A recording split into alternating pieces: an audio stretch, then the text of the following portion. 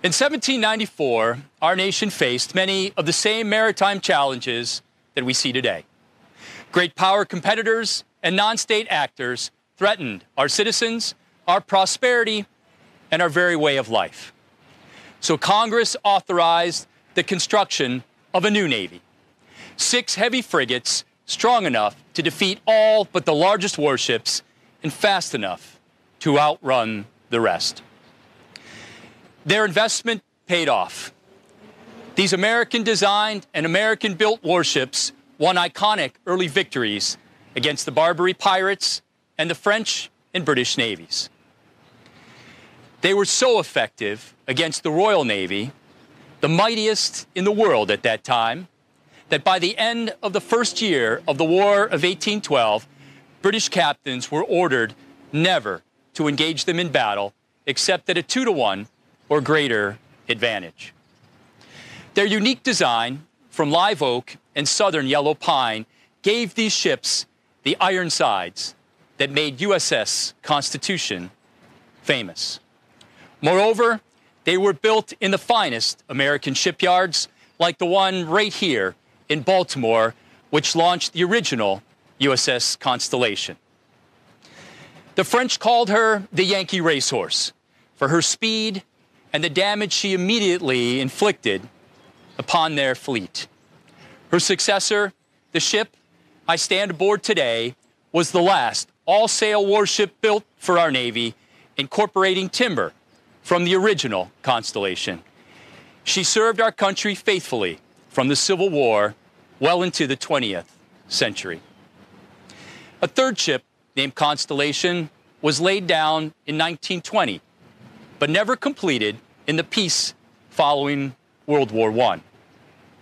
Finally, the fourth and last ship to carry the name Constellation was CV-64, a world-class supercarrier which stood the watch throughout the twilight struggle of the Cold War and struck the opening blows of the global war on terror. She was a mighty and revered ship of whom many in uniform today recall with pride. President George Washington personally selected the name Constellation. It refers to the constellation of stars that have adorned our flag from the original Circle of 13 to the 15 gracing the Star-Spangled Banner across the harbor above Fort McHenry to the 50 that fly from the mast of every Navy ship today. The number of stars on our nation's flag may have changed with every generation of Constellation, but her spirit and pride have endured and have never diminished from the luster and glory of her namesake in the heavens above. Culture, heritage, and pride in service above self are critical elements of our Navy capability. Our course for the future can be found within the foam of our wake. Our future success depends on leveraging history's lessons and the stories of those who sailed into harm's way to inspire the service of those who wear the uniform of the Navy today and those who will wear it tomorrow.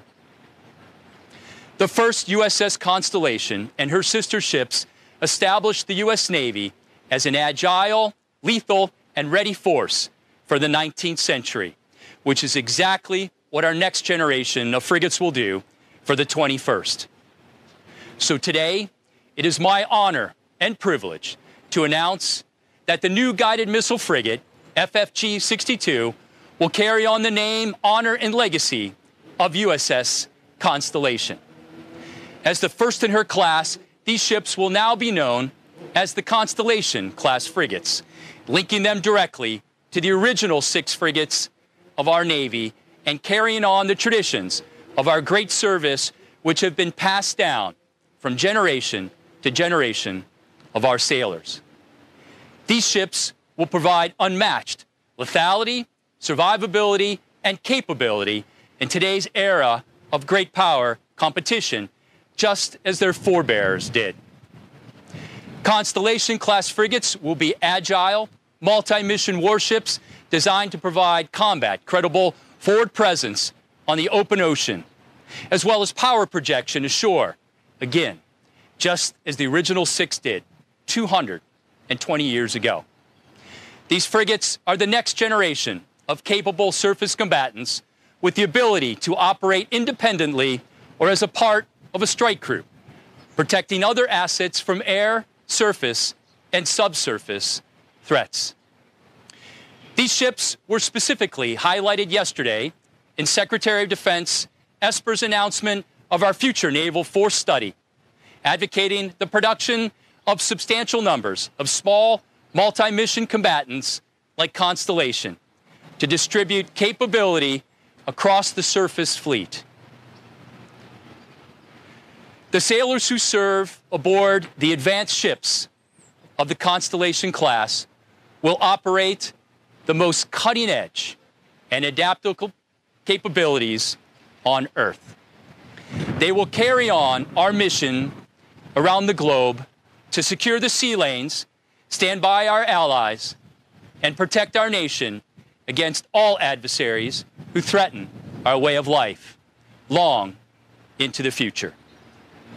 So with grateful recognition to all who served on this ship, where I stand, and every other Constellation in our Navy's history, Godspeed to those who sail into harm's way, ensuring that America remains in 2020, as she did in 1800, the beacon of peace and liberty on Earth. I wish the future crews of this newest class of American frigate fair winds and following seas.